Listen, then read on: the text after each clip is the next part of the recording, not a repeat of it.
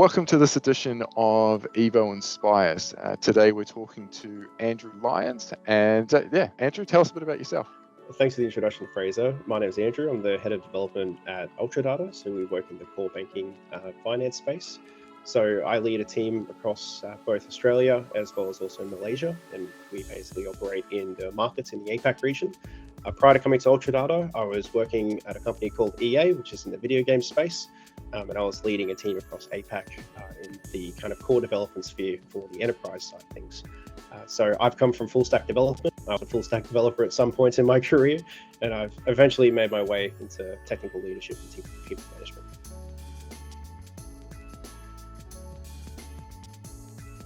What's one piece of career advice you wish someone had given you when you were first starting out? Yeah, this was an interesting one because I had to think about it a little bit because I have so many nuggets of wisdom that I've learned over the years, and nailing it down to one was always the challenge. And I think if I had to give one, it was always to understand that self-introspection is the core fundamental skill of pretty much both technical management and people management. Right.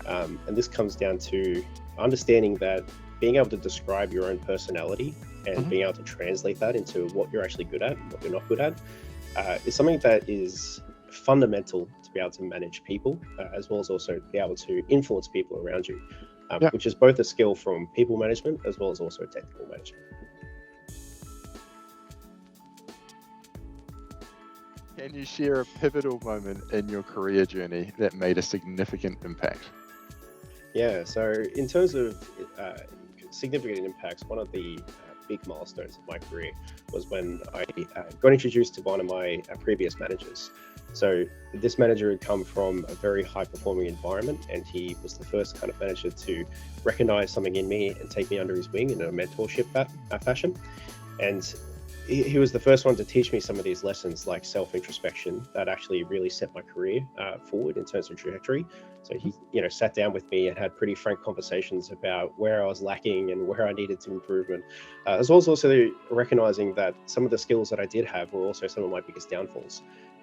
And that kind of level of self-introspection and that kind of frankness in his attitude really pivotal to me to understand what I'm good at and then start to translate that, and then for me set me up to be where I am now. Perfect. Is that something that you use now when you deal with people that you're sort of under you at your current company or previous company, where you help them to sort of improve themselves? Yeah, absolutely. I think one of the things here is that resource management is a term used back in the 80s. It's come a long way, and it's now people management. And so one of the things that we have to recognize that we are people and we manage people. So these people are coming from different cultural backgrounds. They've got different life experience. They've got different skills. And so helping them understand what they are good at and helping them understand what they're not so good at, and that potentially, sometimes they're the same thing, is I think sets their career trajectory up in the right way as well, because you can start having better conversations about performance.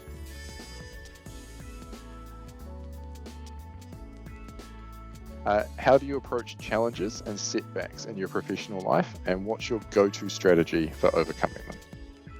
Yeah, so in terms of challenges and setbacks, I always think of them as opportunities for growth. That's the first level. I rarely think that people come into their jobs looking to do a bad thing. They usually want to do a good job. I think I've met very few people in my life that actually want to do a bad job. So with that kind of recognition, self-awareness, we always have to identify problems as opportunities of what has actually gone wrong, and understanding what challenges and setbacks have actually occurred to create the problem that has occurred, essentially. And what do we need to do as technical managers to move beyond that, and what do we need to change so it doesn't happen again? So it's that self-reflection exercise again, where it's not just about introspection, it's also understanding that self-reflection is also something you can apply to process, it's something you can apply to technology.